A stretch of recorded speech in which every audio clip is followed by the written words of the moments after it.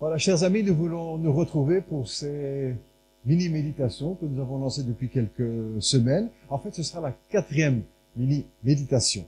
Et je commence avec une lecture dans la parole de Dieu, bien sûr. C'est notre référence totale, absolue. Dans la ville de David, aujourd'hui, il vous est né un sauveur, qui est le Christ, le Seigneur. Et voici à quel signe vous le reconnaîtrez. Vous trouverez un enfant emmailloté et couché dans une crèche. Le premier Noël n'a pas été facile à vivre pour Joseph et Marie. Elle était enceinte, prête à accoucher, et pour aller s'inscrire dans leur ville natale, ils devaient faire une centaine de kilomètres de Nazareth à Bethléem.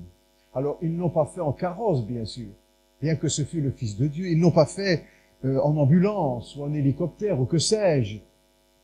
Peut-être à dos de chameau, vous imaginez, peut-être sur le dos d'un âne, peut-être en charrette tirée par des bêtes de somme. En tout cas, arrivés dans un village, en plus de tout le trajet difficile à accomplir, ils sont mal reçus dans la ville de Bethléem, il n'y a pas de place pour eux. Évidemment, il y a beaucoup de monde avec le recensement, mais bref, avec la jeune maman enceinte, on dit, oh là là, ça va amener des problèmes. Bref, ils sont mal accueillis, et il reste juste une étable.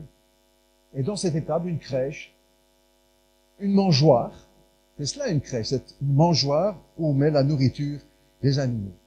Pour nous, la crèche, chrétien, est symbole de joie, de fête, mais la première crèche, si l'on peut parler comme ça, vous me comprenez, ce n'était pas du tout le cas. Et déjà ici pour nous, en tant que chrétiens, nous avons tous une belle leçon à retenir, pour les pasteurs également.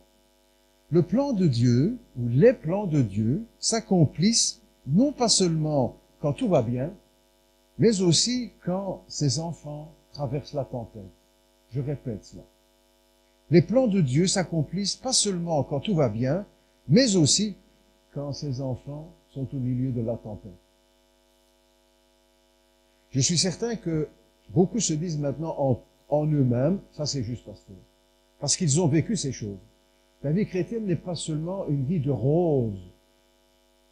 Il y a aussi les épines et les épreuves, et qui font partie du plan de Dieu. Ce n'est pas parce que Dieu nous a oubliés ou nous a laissés de côté. Mais que s'est-il passé ensuite, donc après la crèche? Parce que l'histoire ne s'arrête pas là. Souvent, Noël, on arrête là et puis voilà. Mais l'histoire de Jésus continue. La Bible nous dit que Joseph et Marie sont montés à Jérusalem, encore une dizaine de kilomètres, de Bethléem à Jérusalem. 8 jours après la naissance de Jésus. Pourquoi sont-ils montés à Bethléem? De Bethléem à Jérusalem, pardon. Pour obéir à la parole de Dieu. Les parents de Jésus étaient des croyants sérieux. Ils obéissaient à la parole de Dieu. Pour obéir à la parole de Dieu, ils sont montés à Jérusalem pour respecter les commandements du Seigneur. En effet, dans la loi que Dieu avait donnée à Moïse, tout enfant mâle devait être circoncis le 8e jour. Et c'est Jésus qui a été circoncis le 8e jour. Il fait partie du peuple juif. Et il faut le rappeler, depuis Abraham, c'est le signe que Dieu a voulu donner comme témoignage de l'appartenance au peuple d'Israël. Vous trouvez cela dans Genèse au chapitre 17. Il y a là peut-être aussi une explication à la haine du monde contre Israël. C'est le cardinal Lustiger, cardinal français, Lustiger, qui était juif d'origine et converti à Jésus-Christ, qui a dit ceci. La haine du monde contre les Juifs est l'expression de la haine du monde contre Dieu, contre le Christ. Je pense qu'il y a du vrai dans cette affirmation. Jésus a été circoncis le 8e jour. Il est l'arrière-petit-fils d'Abraham. Joseph et Marie ont offert aussi, comme c'était prescrit dans la loi que Dieu avait donnée à Moïse, ils ont offert 2 pigeons. C'était le sacrifice des pauvres, parce que les plus riches devaient offrir, eux, une brebis.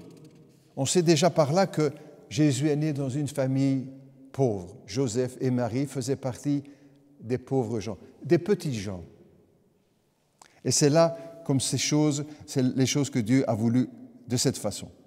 Mais au temple de Jérusalem, ils sont conduits et Dieu conduit vers eux, un vieux monsieur, un vieux Siméon. Et Dieu lui avait promis à ce vieil homme qu'il ne mourrait pas sans avoir vu le Messie. Et poussé par l'Esprit de Dieu, nous dit la Bible, il monte au temple à Jérusalem et il reçoit dans ses bras l'enfant Jésus. Et dit ceci, et pour moi, c'est l'une des plus belles pages, des plus émouvantes de l'Écriture. « Maintenant, Seigneur, tu laisses ton serviteur s'en aller en paix, selon ta parole, car mes yeux ont vu ton salut, salut que tu as préparé devant toutes les nations, lumière pour éclairer les nations et gloire d'Israël, ton peuple. » C'est avec ces mots que je termine cette méditation en vous présentant encore nos bons vœux dans le nom de Jésus-Christ, le Messie. À très bientôt et bonne journée aux uns et aux autres.